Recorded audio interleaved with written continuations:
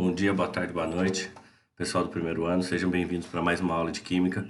Hoje a gente vai falar sobre a linguagem química. O que seria a linguagem química? São um conjunto de fórmulas, coeficientes, índices, símbolos que são utilizados para deixar a química uma língua universal.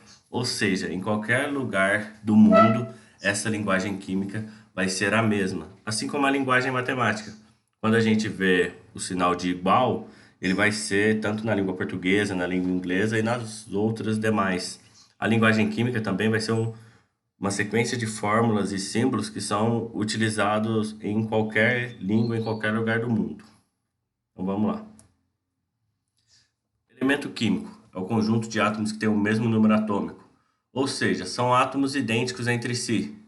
O oxigênio, por exemplo, é um elemento químico. Todos os átomos de oxigênio são idênticos entre si. Hidrogênio já é outro elemento químico. Ele tem massa, tem tamanho, tem propriedades diferentes do oxigênio. Porém, todos os hidrogênios são iguais entre si. Então a gente tem, né, como vocês já fizeram o trabalhinho da tabela periódica, aproximadamente 118 tipos de elementos químicos.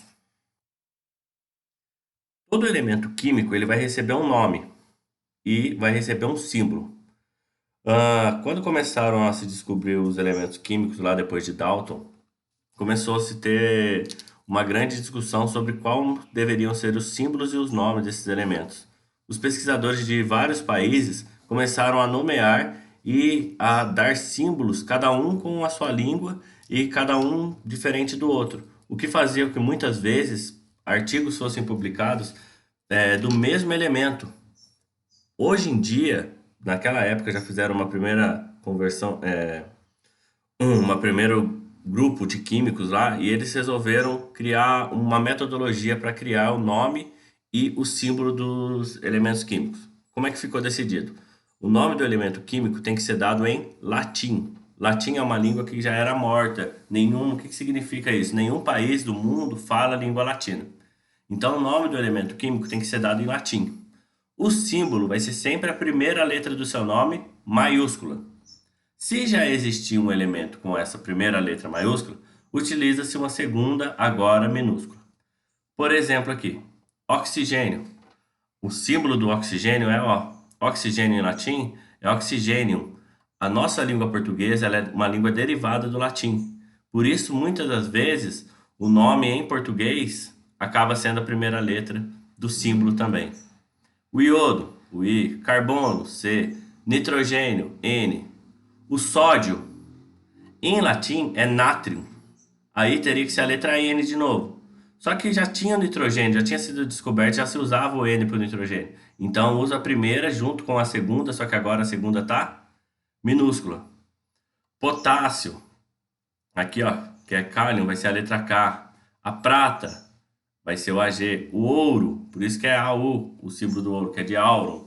E assim por diante. Então, o nome sempre é dado em latim e o símbolo vai ser sempre a primeira letra do nome maiúsculo. Se já existia um elemento com essa primeira letra, utiliza-se uma segunda agora em minúsculo. Átomo e molécula. Átomo lá é a menor partícula que compõe um todo. Eles são representados pelos seus símbolos, símbolos dos elementos. A molécula é quando eu tenho mais de um átomo unido. Se eu tiver dois átomos unidos, já é uma molécula. Se eu tiver três átomos unidos, é uma molécula. Se eu tiver 100 átomos unidos, também é uma molécula. Vamos lá para a gente ver como é que a gente vai representar os átomos e as moléculas. Fórmulas, índices e coeficiente.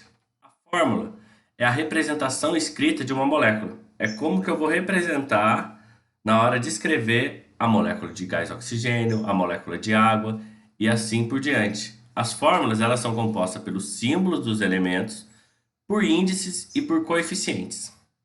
Índices são números que vêm no rodapé depois do símbolo e ele indica quantos átomos fazem parte de uma molécula. O coeficiente ele vai vir antes da fórmula. O coeficiente é um número grande e ele vai indicar quantas moléculas eu vou ter em uma determinada situação. Por exemplo, H2O. H2O é a substância água. Depois a água é formada por quê? Pelo H e pelo O.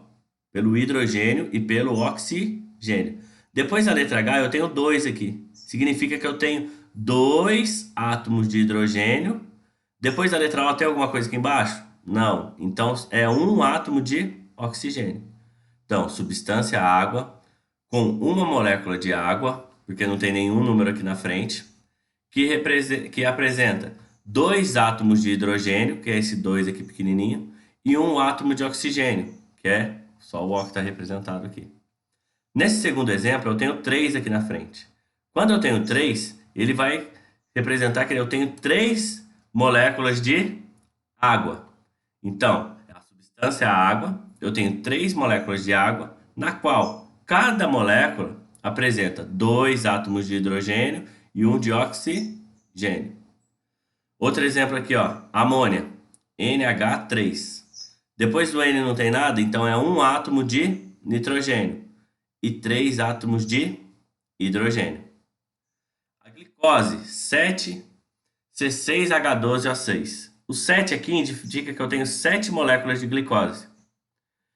Como é que é a molécula de glicose? Depois do C eu não tenho 6, então são 6 átomos de carbono, 12 átomos de hidrogênio e 6 átomos de oxigênio. Pessoal, nas próximas aulas eu vou falar um pouco mais sobre o balanceamento e as reações químicas.